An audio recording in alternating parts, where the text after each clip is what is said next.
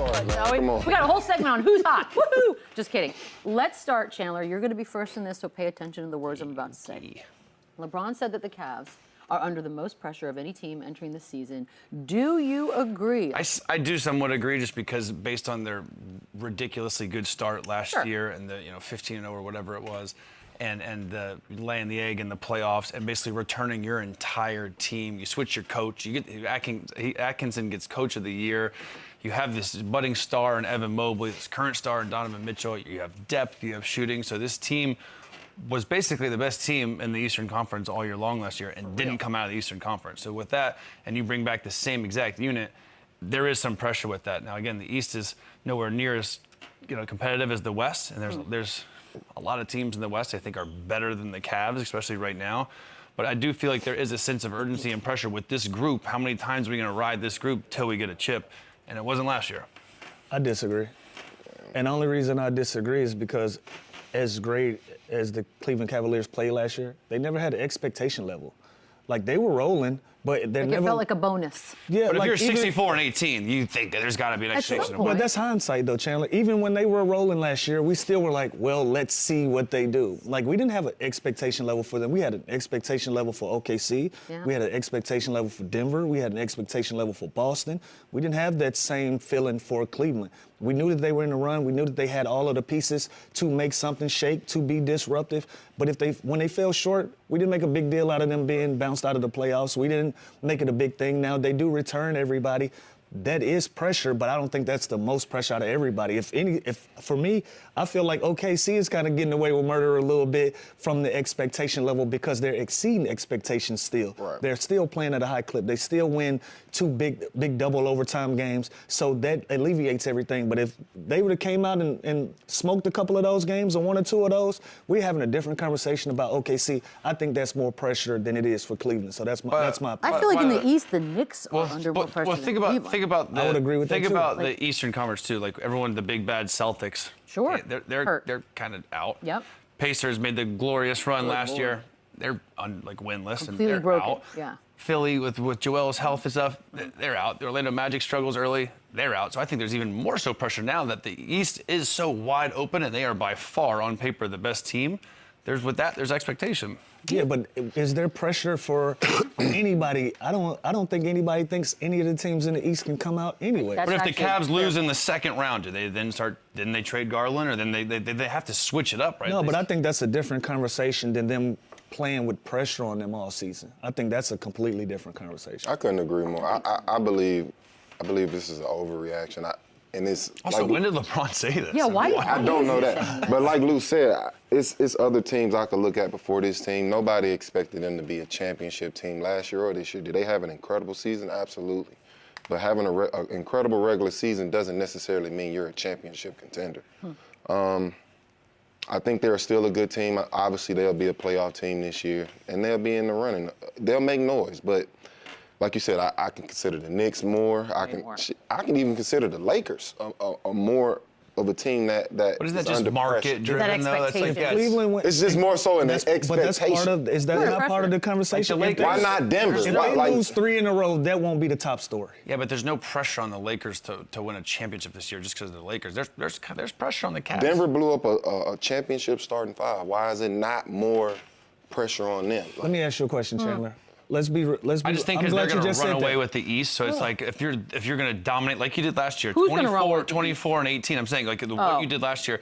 They didn't lose a game till I forgot the run they were on. They won 15 in a row. That's insane. That's not pressure. You know what's pressure? When the Boston Celtics championship team came back and they were winning 20 and 20, that's pressure. This team is like, oh, okay, they're still on a run. The expectation is completely different. Like I said, if the Cleveland Cavaliers lose 3 in a row and a Los Angeles Lakers lose 3 in a row, which one is going to be the top story? Well, also the reason that there's now I'm playing devil's advocate against myself. Market. The reason that there's not pressure against the Cavs is because we think that the champ's coming out of the West, right? Oh, and here I think that's what I just said. That's what I'm saying. Even if it's subconscious. There's pressure because they're so good and what they did last year, losing, in the semis, like. But do we think the Cavs are going to win the championship this year? No. Is there a mental cloud or like a subconscious thing maybe that exists when you think about what their record was last year and the rattling off of 15 in a row and how it ultimately led to nowhere? That now do you think as a team they look at the regular season schedule as like I think there's pressure to keep this unit together, not to win a the championship. whole unit? The pressure comes from the fans and, Okay. and outside noise. We're basketball people. So, yes, we're looking at them from a 64-18 standpoint, like y'all better eclipse this or do something as a basketball insider. On the outside, there is no pressure coming from fans or media for the Cleveland Cavaliers to be just as Knicks. It's Knicks have to go to the other finals. teams. I think And that's it can- the And it's the Thunder for like can be what the- Lou started yeah. off with. Like they're the best team, right? Always. Like the Celtics Yeah. after they're the best team. So there has to be pressure on OKC too. And again, but if they lose, But you're playing a little bit with like if the OKC Those loses, two they're still in those two great. double overtime games. If they lose those 2 games, we're having this is the conversation we're having. Crazy. That's pressure. But also, if the Yeah. Thunder lose this year in the semis of the West, they're just going to run it back next year. Yeah. Like, Cool idea. Like, Oh, Boogie, you all right, buddy? yeah, I'm having difficulties over here. Moving on to Kevin Durant. He does not think that playing on super teams should negatively impact his legacy. Boogie, you're first. I agree. What are these faces? I right agree. here? What is happening right now? I agree, and the reason I agree, nobody else gets in the history of this game that's played on super teams. You got the Larry Birds, you got the Magic Johnsons, guys of that nature, who also played the Dwayne Wades, the LeBron James. They've all had success playing on, super teams, and nobody gets an asterisk by their name. So I totally agree with Kevin Durant. I don't know what it is. We're in this era where, the best of the best and the greatest of the greatest, they don't get their full credit anymore. And I don't know if it's the era, I don't know if it's social media, but, greatness just isn't appreciated the same way that it was back in the day. So I agree with Kevin Durant. Totally. Does anyone think it should be negative? The idea of joining a team that had just beaten you, I think that was like the whole beef with it. But That's just But then you crushed on But it would that also team. be That's a one thing. talking He also point, went man. there and was the best He player was on the the best team. player. So it's That's like insane. he made the super team. Like they were really good before, but he made the team even better. Like he was the Finals MVP. That's what I'm saying. Like that's what makes it. That was you. Like cool. you guys good? A second. Anything important? We need to Talking take a shit? break or? Oh my lord! I'm What? sorry. Yeah, my bad. Is that Amber Alert? Yeah, sorry. It is my son, though. And my ringer's supposed to be off. I don't know how I got on. This is Anyway, adorable. My point is, does it look great optically? No, but he was also the best player on that team, so it's like, who cares? But how are we mad at him when they called him? Yeah, I'm not mad at him. I'm just Yeah, saying, I like, think some like, people that's really just are. the I'm point just that saying I don't understand. They reached out to him. optics-wise, They people think recruited it's him. so soft to go join the team that had just beaten you and that already won a championship without you. Like, that's the logic behind If it. he would have gone there and just sort of been nothing, like non-factor. He went non-factor, fine. got hurt, and they won. He got a rings. ring. I think that would That's maybe different. affect it negatively. Like, you didn't do anything, but he went and was literally their best player. Okay, What how more- much of it What is more that could he it's- have done? KD, though, Exactly. is also special in the sense that, and I do love this about him, his trolling, he enjoys it, he leans into it, he does not hide it, says it helps the relationship between fans and players, and maybe that's partly why people have so many opinions about him, Lou, but what do you think about his theory on trolling? listen, I think it's good. Sometimes fans get a little carried away with their narratives and getting a little too comfortable with saying some of the things that they just want to say from their couch. And I like the fact that Kevin Durant has stood 10 toes down and decided that I'm going to interact and go back and forth with some of these people, especially with some of the things that they think are really good basketball takes, when Kevin Durant has dedicated his life's work into being a basketball player and you think you know more about basketball than Kevin Durant. I like the fact that he engages in some of these conversations. To y'all last point, do I think that the super team thing negatively impacts his legacy? Absolutely not. If you're a basketball fan and you know what's going on, you know Kevin Durant is gonna go down as a top 5 or a top 10 guy ever to play this game. He's already 7th on the list in scoring, and he's gonna put pressure on getting down 2 or 3 spots by the end of this season. I think the only thing that goes on with that is the Golden State one. That's it. I don't think Brooklyn negatively impacts him. I don't think Phoenix negatively impacts him. I think the Golden State one is the one because it did come with championships. And because of that, he knew what kind of criticism was going to come with him going to a team that just bounced you out of the playoffs. But to Chandler's point and to the world's point, he still was the best player on that team at that time, and those rings were earned. It wasn't given. He had a lot of talent, but it was a lot of teams that had talent too, and you got to adjust to the current market. When LeBron James went to Miami, you had a big three in Boston that you had to compete with. Exactly. You had to compete with a big three down in Dallas. You have to adjust to what's going on. Now that we're kind of phasing out of this super team era, we're getting back to more traditional basketball. 1 or 2 guys, the rest being role players. But at that time in the league, you had to create these type of teams if you even wanted an opportunity to sniff a championship. So I don't think that negatively impacts him. And the whole trolling thing, right? I love it. Yeah, I love it. I love it. So Yeah, much. I love think it's it. great. I think there has to be a balance of it, and I hate when people are like, "Oh, look how like insecure Kevin Durant Nah, is." dude. No, like we were talking about this all the time. Like it feels good sometimes to blast the 42-year-old weirdo living in his parents' basement trying to tell me how to live my life or what I should do differently in basketball. Like, do you understand that we have higher expectations for ourselves than anybody else, than media, than coaches, than fans, and especially weirdo trolls that are on Twitter and these social media Twitter bullies. Like it's silly, and it has nothing to do with athletes being soft or insecure. It is just basically an outlet for you to talk trash, and it's an outlet for us to respond and put you in your place sometimes and have fun with it. So By the way, remember he had the burner accounts first, and then one day he just blossomed and said, "You know what? I'm gonna do it myself." Now that was no, this that was version pretty is whack. But just like we were talking about, he was in comments on our Run It Back page last week. You were? Oh, it was hilarious. I took a page out of KD's book.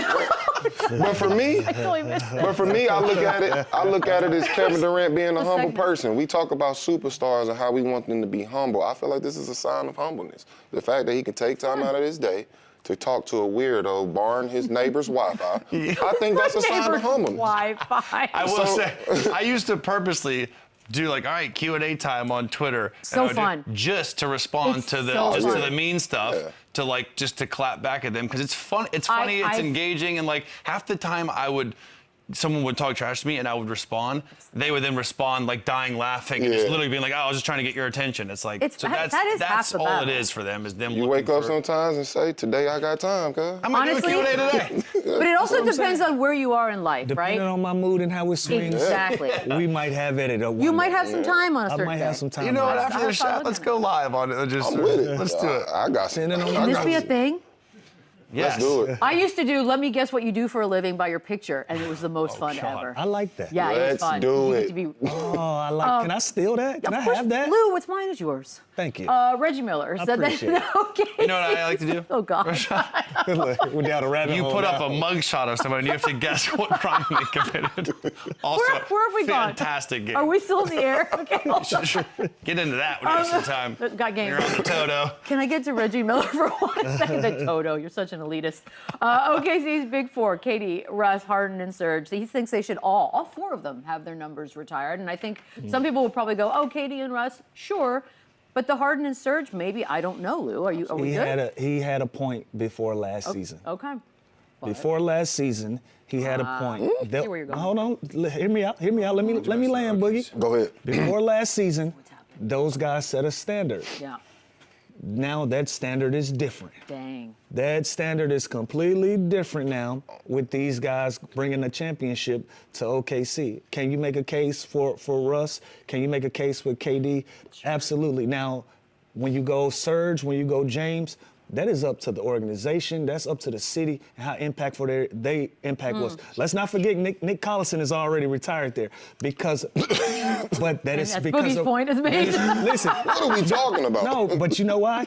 Because when you Because he played a lot of games? Like, no, because of however that It community. wasn't because of greatness. There's an embrace there. Let me land, Boogie. Because of how the fan base looks at you or whatever your impact was, it can't be bad. It couldn't have been basketball. Right. No disrespect. But he had an impact. That is up to the individual. Go, man. Look, I'm trying to make a case. 11 points per game, 7 rebounds a game is Thunder Ibaka, and no championships. You get your jersey retired? I said that was But the Collison was the counter. Yeah, you get the opportunity to set your own standard. That's a great point. Cool. You can do whatever you set your want. own Standards standard. are So my that's what I'm question is saying. this. Logically, from a basketball standpoint, no. But what I'm saying is, listen, Okay. we had this conversation about Derrick Rose and his statue. Oh, well, he only did this, he only did that. It don't matter. However Chicago feel about it, that's worthy of it. That's fair. You get an opportunity to set your D-Rose definitely is getting his jersey retired. No, we ain't. It's done In already. Oklahoma. It's done already, but we were What's talking about a statue. My only about issue Rose here is the James Harden thing. Obviously his numbers 3 seasons, 13 points a game, but the 6th man of the year was huge, and he went on to be a superstar. And that. But So he then didn't you do say it- 3 but of the he didn't 4? do it there. I think 3 of the 4, just because when you think of that seems Thunder rude team, now. for the most part, and again, no shade to Serge Ibaka. He was great for them. He was the best shot blocker, by the way, in the league for those years he was there. I am just saying, you get your jersey retired outside of Nick Collison for production, for greatness, and if 11-6 and 7-4 is that thing against Listen. But also he had an impact in the community. He had an Boogie, impact let's with the not franchise. pretend. What is your deal? No, listen. What are we Boogie's talking not about happy. right But now? let's I'm not saying pretend like 3 this of them. wasn't a conversation before this new crop of guys. This was how. Like this the was a windows were up. conversation. If Nick Collison is retired, I'm trying to stop. Can I know what speak? you land. Go ahead. If Nick Collison is retired, why is this even a discussion? You're saying they all 4 are. Then everyone. Yes. That's what he's saying. If Nick Collison is retired in OKC, we're having a discussion But I think about it's more. His was these 4 guys. If they deserve to be in the Raptors, His was longevity, just like I don't Udonis care. Haslam's is I retired in don't Miami. care. Why is Udonis Haslam retired in Miami? It's not because basketball. And guess who else jersey retired in Miami? Michael Jordan. Great point. What's that mean? I'm just saying. Greatness is greatness. Those 4 listen, guys deserve to be in the Raptors. If Nick Collison deserves it, it's not even a question. What if Nick Collison wasn't in it? All well, 4 of them hold still? on. They still deserve to be in there. Then we arguing the same thing. I thought you was against me. We're arguing the same thing. I'm saying yes. They get it. Yeah, all 4. OKC gets a chance to set their own standard. All 4. However, I think the bar got raised about how we get in now. What So this if group that's of the- guys is doing does not take away what those guys did. But we looking at I like that point. That has I like nothing that. to do with what these guys brought to that check this. organization. If that's the case, then we're looking at 7 jerseys going up. That's it. Cool. Got room? They got 1.